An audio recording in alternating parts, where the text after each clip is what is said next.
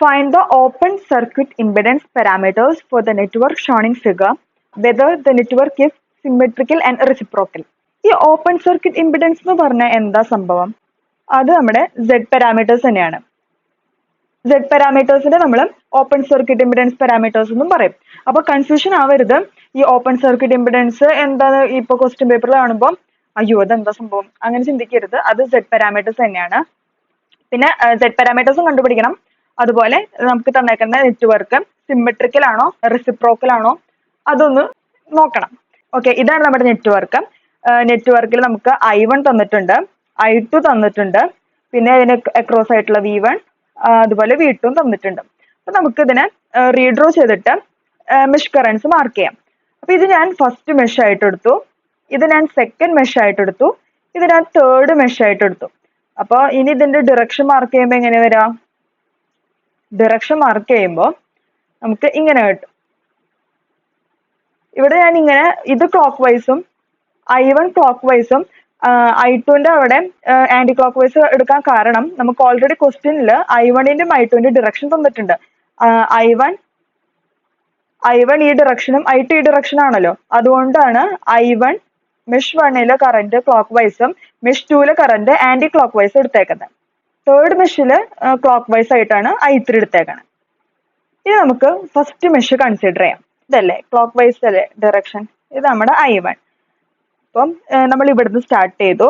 അപ്പൊ ഇക്വേഷൻ എഴുതുമ്പോൾ V1 minus ഇവിടെ നോക്കിയ ഒരു റെസിസ്റ്റർ ഉണ്ട്. അപ്പോ 1 ഇൻറ്റു ഇവിടെ രണ്ട് കറന്റ് ഇല്ലേ, അതെങ്ങനെ രണ്ട് കറന്റ് വരണേ നോക്കിയേ. മോഡിൽ ഒരു I3 ഉണ്ട്, ഇവിടെ I1 ഉണ്ട്. അപ്പോ ഇതിന്റെ ഡിറക്ഷൻ ഇനി നോക്കണം. നമ്മുടെ I3യുടെ ഡിറക്ഷനും I1ന്റെ ഡിറക്ഷനും. I3യുടെ ഡിറക്ഷൻ ഇങ്ങനെയല്ലേ, ഇത് I3, I1 ഇതും, ഇത് I1. I3യുടെ ഡിറക്ഷൻ ഇങ്ങനെയും I1ന്റെ ഡിറക്ഷൻ ഇങ്ങനെയല്ലേ, ഓപ്പോസിറ്റ് അല്ലേ. ഓപ്പോസിറ്റ് വരുമ്പോൾ എങ്ങനെയായിരിക്കും ഇതിന്റെ ഇക്വേഷൻ വരാം? 1 ഇൻറ്റു ഞാൻ ഫസ്റ്റ് മെഷ് ആണ് കൺസിഡർ ചെയ്യണത്, അതുകൊണ്ട് ഞാൻ I1ന് ഇമ്പോർട്ടൻസ് കൊടുത്തു. I1 പിന്നെ I3 മൈനസ് I3. ഇവിടെ മൈനസ് വന്നാൽ എന്താ മനസ്സിലായില്ലേ? ഓപ്പോസിറ്റ് ഡിറക്ഷൻ ആണ് കറണ്ട് ഫ്ലോ, അതുകൊണ്ടാണ് മൈനസ് ചെയ്തത്. ഇനി അടുത്ത് നോക്കാം. നമ്മളിപ്പോ വട്ടം ചുറ്റി ഇത് കഴിഞ്ഞു. ഇനി അടുത്ത റെസിസ്റ്ററിന്റെ അടുത്തെത്തി. ഇവിടെ ഇക്വേഷൻ എഴുതുമ്പോൾ -2 ഇൻറ്റു ഇനി ഇവിടുത്തെ ഡിറക്ഷൻ നോക്കിയേ. ഇവിടെ I2ന്റെ ഡിറക്ഷൻ എങ്ങനെ നമ്മൾ എടുത്തേ? ആന്റി ക്ലോക്ക് വൈസ് അല്ലേ, ഇത് I2. അപ്പൊ ഇതിന്റെ ഡിറക്ഷൻ നോക്കിയേ, I2ന്റെ ഡിറക്ഷൻ ഇങ്ങനെയും I1ന്റെ ഡിറക്ഷനും ഇങ്ങനെയല്ലേ. അപ്പൊ സെയിം ഡിറക്ഷൻ അല്ലേ. സെയിം ഡിറക്ഷൻ വരുമ്പോൾ എങ്ങനെയായിരിക്കും ഇക്വേഷൻ എഴുതാം? പ്ലസ് ചെയ്യണം, അതായത് രണ്ടും കൂടി ആഡ് ചെയ്യണം. ആഡ് ചെയ്യുമ്പോൾ ഞാനിവിടെ ഫസ്റ്റ് മെഷ് കൺസിഡർ ചെയ്യണോണ്ട് I1 ആദ്യം എഴുതി, I1 പ്ലസ് I2 വന്നു. അപ്പൊ ഇത് കൺഫ്യൂഷൻ ആയി പോരുത്. നേരെ തന്നെ എടുത്തു ചാടി പ്ലസോ അല്ലെങ്കിൽ മൈനസോ ചെയ്യാൻ നിൽക്കരുത്. നമ്മൾ ശ്രദ്ധിക്കുക, നമ്മൾ ഡിറക്ഷൻ ശ്രദ്ധിക്കണം. ഓപ്പോസിറ്റ് ഡിറക്ഷൻ ആണെന്ന് വെച്ചാൽ മൈനസ് ചെയ്യും, സെയിം ഡിറക്ഷൻ ആണെന്ന് വെച്ചാൽ പ്ലസ് ചെയ്യും. അപ്പൊ ഈക്വൽ ടു 0. ഇനി നമുക്ക് ബ്രാക്കറ്റ് ഓപ്പൺ ചെയ്യാം. V1 minus I1 plus I3 minus 2I1 minus 2I2 equal to 0. I1 ഉള്ള ടേമുകളൊക്കെ ഒരുമിച്ച് എഴുതാം, I2 ഉള്ള ടേമുകളൊക്കെ ഒരുമിച്ച് എഴുതാം. അപ്പൊ അങ്ങനെ എഴുതുമ്പോൾ നമുക്ക് എങ്ങനെ വരും? നമ്മുടെ ഇക്വേഷൻ ഇങ്ങനെ വരും. V1 minus 3I1 minus 2I2 plus I3 equal to 0. ഇനി V1 ഇവിടെ തന്നെ നിർത്തിയിട്ട് ബാക്കി എല്ലാത്തിനും ഈക്വൽ ടുന്റെ അപ്പുറത്തേക്ക് കൊണ്ടുപോകാം. അപ്പൊ നമ്മുടെ ഇക്വേഷൻ ഇങ്ങനെ വരും. 3I1 plus 2I2 minus I3. ഇതാണ് നമ്മുടെ ഫസ്റ്റ് ഇക്വേഷൻ. അത് തന്നെയല്ലേ ഇവിടെ വന്നിക്കണം നോക്കിയാൽ. അതെ, V1 equal to 3I1 plus 2I2 minus I3. അതാണ് നമ്മുടെ ഫസ്റ്റ് ഇക്വേഷൻ. ഇനി നമുക്ക് സെക്കൻഡ് മെഷ് കൺസിഡർ ചെയ്യാം. സെക്കൻഡ് മെഷ് കൺസിഡർ ചെയ്യുമ്പോൾ ഇതല്ലേ നമ്മുടെ സെക്കൻഡ് മെഷ് I2, ഇവിടെ I1 ഉണ്ട്, ഇത് I3.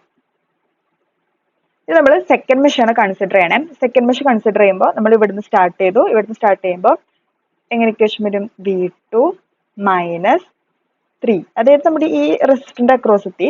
3 ഇൻറ്റു ഇവിടെ നോക്കിയേ, രണ്ട് കറണ്ട് പോണില്ലേ, ഏതൊക്കെയാ? I3 ഉണ്ട്, I2 ഉണ്ട്. ഇനി ഇതിന്റെ ഡിറക്ഷൻ നമുക്ക് നോക്കണം. ഡിറക്ഷൻ നോക്കുമ്പോൾ I2ന്റെ ഡിറക്ഷൻ എങ്ങോട്ടാ? ഇങ്ങനെയാണ് പോണേ. I3യുടെ ഡിറക്ഷൻ എങ്ങോട്ടാ? ഇങ്ങോട്ട് തന്നെയാ പോണത്. നമ്മൾ ക്ലോക്ക് വൈസ് അല്ലേ എടുത്തേ, ഇങ്ങോട്ട് തന്നെയാ. അപ്പൊ സെയിം ഡിറക്ഷനാ വരണേ. സെയിം ഡിറക്ഷൻ വരുമ്പോൾ ശ്രദ്ധിക്കണം, രണ്ടും കൂടി ആഡ് ചെയ്യണം. രണ്ടും കൂടി ആഡ് ചെയ്യുമ്പോൾ നമുക്ക് ആഡ് ചെയ്യാം. ഞാനിവിടെ സെക്കൻഡ് മെഷ് ആണ് എടുത്തേക്കണേ, അതുകൊണ്ട് ഞാൻ I2 ആദ്യം എഴുതി, പ്ലസ് I3. ഇവിടെ പ്ലസ് വന്ന് മനസ്സിലായില്ലേ? I3യുടെ ഡിറക്ഷനും I2ന്റെ ഡിറക്ഷനും സെയിം ആണ്, അതുകൊണ്ടാണ് നമ്മൾ ഇത് രണ്ടും കൂടി ആഡ് ചെയ്യണേ. നമ്മുടെ സാധനം നമ്മൾ വട്ടം കറങ്ങി കറങ്ങി ഇവിടെ എത്തി. ഇവിടെ എത്തുമ്പോൾ -2 ഇൻറ്റു ഇവിടെ നോക്കിയ കറണ്ടിന്റെ ഡിറക്ഷൻ നോക്കാം. I2ന്റെ ഡിറക്ഷൻ ഇങ്ങനെയാണ് പോണത്, I1ന്റെ ഡിറക്ഷനും ഇങ്ങനെ തന്നെ. അപ്പൊ സെയിം ഡിറക്ഷൻ അല്ലേ, അപ്പൊ നമ്മൾ എന്താ ചെയ്യണേ? ആഡ് ചെയ്യണം. ആഡ് ചെയ്യാൻ 2 into I2 plus I1 equal to 0. നമുക്ക് ബ്രാക്കറ്റ് ഓപ്പൺ ചെയ്യണം. ബ്രാക്കറ്റ് ഓപ്പൺ ചെയ്യുമ്പോൾ നമുക്ക് എന്ത് കിട്ടും? V2 minus 3I2 minus 3I3 minus 2I2 minus 2I1 equal to 0. ഇനി I1ന്റെ ടേംസും I2ന്റെ ടേംസും I3ന്റെ ടേംസും ഒക്കെ നമുക്ക് ഒരുമിച്ച് എഴുതാം. അങ്ങനെ എഴുതുമ്പോൾ നമുക്ക് എങ്ങനെ കിട്ടും? V2 minus 2I1 minus 5I2 minus 3I3 equal to 0. V2നെ നമ്മൾ ഇവിടെ നിർത്തിയിട്ട് ബാക്കി എല്ലാത്തിനും ഈക്വൽ ടുന്റെ അപ്പുറത്തേക്ക് കൊണ്ടുപോകും. അപ്പൊ നമുക്ക് എന്ത് കിട്ടും? 2I1 plus 5I2 minus plus 3I3.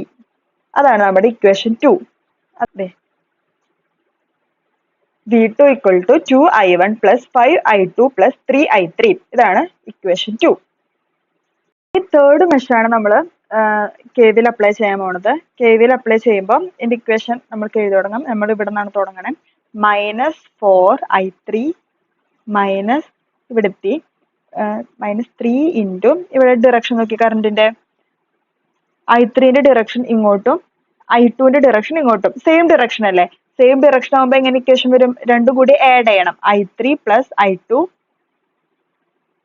Minus ഇവിടെ എത്തി, ഇവിടെ 1 ഇൻറ്റു ഇവിടുത്തെ ഡിറക്ഷൻ നോക്കിയേ, I3ന്റെയും I1ന്റെയും. ഇവിടെ I3ന്റെ ഡിറക്ഷൻ ഇങ്ങോട്ടും I1ന്റെ ഡിറക്ഷൻ ഇങ്ങോട്ടല്ലേ വരണേ, ഓപ്പോസിറ്റ് ഡിറക്ഷൻ അല്ലേ.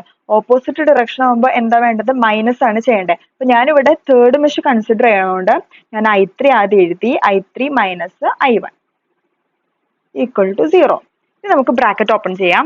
-4I3 minus 3I3 minus 3I2 minus I3 plus I1 equal to 0. ഇനി I3ന്റെ ടേംസിനെ ഒരുമിച്ച് എഴുതാം. I2 I1 നീക്കി എഴുതാം. I1 മൈനസ് 3I2 മൈനസ് 4ഉം മൈനസ് 3യും മൈനസ് I3യും ചെയ്യുമ്പോൾ നമുക്ക് എന്ത് കിട്ടും? -8I3 equal to 0. 8I3നെ ഇവിടെ തന്നെ നിർത്തി, ബാക്കി എല്ലാത്തിനും അപ്പുറത്തേക്ക് കൊണ്ടുപോയി. I1 minus 3I3. അപ്പൊ I3 equal to I1 minus 3I2 by 8. ഇത് നമ്മൾ ഇക്വേഷൻ നമ്പർ 3 ആയിട്ട് എടുത്തു. ഇതാ ഇക്വേഷൻ നമ്പർ 3. ഇനി നമ്മുടെ അടുത്ത് Z പാരാമീറ്റേഴ്സ് ആണ് ചോദിച്ചേക്കണേ. Z പാരാമീറ്റേഴ്സ് എന്ന് പറഞ്ഞാൽ അതിന്റെ ഇക്വേഷൻ എന്താ? V1 equal to Z11 I1 plus Z12 I2, അതുപോലെ V2 equal to Z21 I1 plus Z22 I2. ഇങ്ങനെയല്ലേ. അപ്പോ നമുക്ക് കിട്ടിയേക്കുന്ന ഇക്വേഷൻസിൽ I3 ഉണ്ട്. ശരിക്കും Z പാരാമീറ്റേഴ്സിന്റെ ഇക്വേഷനിൽ I3ന്റെ ആവശ്യമില്ല, I1ന്റെയും I2ന്റെ ആവശ്യമുള്ളൂ. അപ്പൊ അതിനു വേണ്ടി, അതായത് നമ്മുടെ ഫസ്റ്റത്തെ രണ്ട് ഇക്വേഷൻസിലും ഈ I3ക്ക് പകരം സബ്സ്റ്റിറ്റ്യൂട്ട് ചെയ്യാൻ വേണ്ടിയാണ് നമ്മൾ തേർഡ് ഇക്വേഷൻ എഴുതിയേക്കുന്നത്. അതെ, നമ്മുടെ ഈ I3ന്റെ വാല്യൂ ഉണ്ടല്ലോ, ഈ I3ന്റെ വാല്യൂ നമ്മുടെ ഫസ്റ്റ് ഇക്വേഷനിലും സെക്കൻഡ് ഇക്വേഷനിലും ഈ I3യുടെ അവിടെ സബ്സ്റ്റിറ്റ്യൂട്ട് ചെയ്യാൻ വേണ്ടിയാണ് നമ്മൾ തേർഡ് ഇക്വേഷൻ എഴുതിയേക്കണം. അപ്പൊ നമുക്ക് സബ്സ്റ്റിറ്റ്യൂട്ട് ചെയ്യാം. സബ്സ്റ്റിറ്റ്യൂട്ട് ചെയ്യുമ്പോൾ എന്ത് കിട്ടും? ആദ്യം തന്നെ നമുക്ക് ഫസ്റ്റ് ഇക്വേഷനിലേക്ക് സബ്സ്റ്റിറ്റ്യൂട്ട് ചെയ്യാം. ഫസ്റ്റ് ഇക്വേഷൻ എന്തായിരുന്നു? v1 equal to 3i1 plus 2i2 minus i3. ഇതായിരുന്നല്ലോ നമ്മുടെ ഇക്വേഷൻ.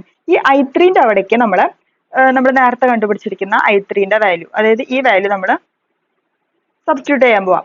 സബ്സ്റ്റിറ്റ്യൂട്ട് ചെയ്യുമ്പോൾ എന്ത് കിട്ടും?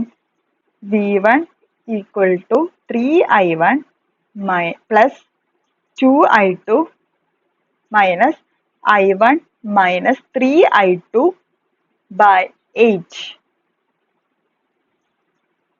അങ്ങനെ നമുക്ക് v1ന്റെ ഇക്വേഷൻ എങ്ങനെ വരും? ഇങ്ങനെ കിട്ടും. ഇതാണ് നമ്മുടെ v1ന്റെ ഇക്വേഷൻ. അതുപോലെ തന്നെ നമ്മൾ v2ന്റെ ഇക്വേഷനിലേക്കും i3 സബ്സ്റ്റിറ്റ്യൂട്ട് ചെയ്യും. v2ന്റെ ഇക്വേഷൻ എന്തായിരുന്നു? v2 equal to 2i1 plus 5i2 plus 3i3. ഇതായിരുന്നല്ലോ നമ്മുടെ സെക്കൻഡ് ഇക്വേഷൻ. ഈ സെക്കൻഡ് ഇക്വേഷനിൽ ഈ i3ന്റെ അവിടെ നമ്മൾ i3ന്റെ വാല്യൂസ്, അതായത് നമ്മുടെ ഇക്വേഷൻ നമ്പർ 3 സബ്സ്റ്റിറ്റ്യൂട്ട് ചെയ്യും. സബ്സ്റ്റിറ്റ്യൂട്ട് ചെയ്യുമ്പോൾ ഇതാണ് സബ്സ്റ്റിറ്റ്യൂട്ട് ചെയ്തത്. നമ്മുടെ i3ന്റെ വാല്യൂ സബ്സ്റ്റിറ്റ്യൂട്ട് ചെയ്തു. ഇത് i3 ആണ്. i3 നമ്മൾ സബ്സ്റ്റിറ്റ്യൂട്ട് ചെയ്തു. സബ്സ്റ്റിറ്റ്യൂട്ട് ചെയ്തെടുപ്പോൾ നമുക്ക് എന്ത് കിട്ടും? ഇതാണ് നമ്മുടെ v2. ഇതാണ് നമ്മുടെ v2. v1ന്റെ ഇക്വേഷനും v2ന്റെ ഇക്വേഷനും i3 ഇല്ലാണ്ട് നമുക്ക് കിട്ടി. ഇനി നമുക്ക് സെറ്റ് പാരാമീറ്റർ ഇക്വേഷൻ എഴുതാലോ. അതെങ്ങനെ എഴുതും? അതിനാണ് നമ്മുടെ ഈ v1ന്റെയും v2ന്റെയും ഇക്വേഷൻ നോക്കാം. ഇതില് i1ന്റെയും i2ന്റെയും കോഎഫിഷ്യൻസ് നോക്കിയേ. ഇതല്ലേ നമ്മുടെ z11, z12, z21, z22. v1ന്റെയും v2ന്റെയും equation നോക്കാം. v1ന്റെ ഇക്വേഷനിൽ i1ന്റെ കോഎഫിഷ്യന്റും i2ന്റെ കോഎഫിഷ്യൻസും ആണ് നമ്മുടെ z11ഉം z12ഉം. അതുപോലെ v2ന്റെ ഇക്വേഷനിൽ i1ന്റെയും i2ന്റെയും കോഎഫിഷ്യൻസ് ആണ് z21ഉം z22ഉം. ഇനി നമ്മുടെ അടുത്ത് ഒരു ക്വസ്റ്റ്യനോട് ചോദിച്ചിട്ടുണ്ട്, നമ്മുടെ ഈ നെറ്റ്വർക്ക് സിമെട്രിക്കൽ ആണോ റെസിപ്രോക്കൽ ആണോ എന്ന്. അപ്പോൾ ഇവിടെ നോക്കിയേ, സിമെട്രിക്കൽ ആവണമെങ്കിൽ എന്താണ് വേണ്ടത്? z11ഉം z22ഉം z11ഉം z22ഉം ഈക്വൽ ആണോ? ഇവിടെ ഈക്വൽ ആണോ? അല്ലല്ലോ. അതുകൊണ്ട് the network is not symmetrical. ഇനി റെസിപ്രോക്കൽ ആവാനുള്ള കണ്ടീഷൻ എന്താ? z12ഉം z21ഉം ഈക്വൽ ആവണം. അത് ഇവിടെ ഈക്വൽ അല്ലേ? അതുകൊണ്ട് ദ നെറ്റ്വർക്ക് ഈസ് റെസിപ്രോക്കൽ. ഇത്രേ ഉള്ളൂ നമ്മുടെ ഈ ക്വസ്റ്റ്യൻ്റെ ആൻസർ. Thank you.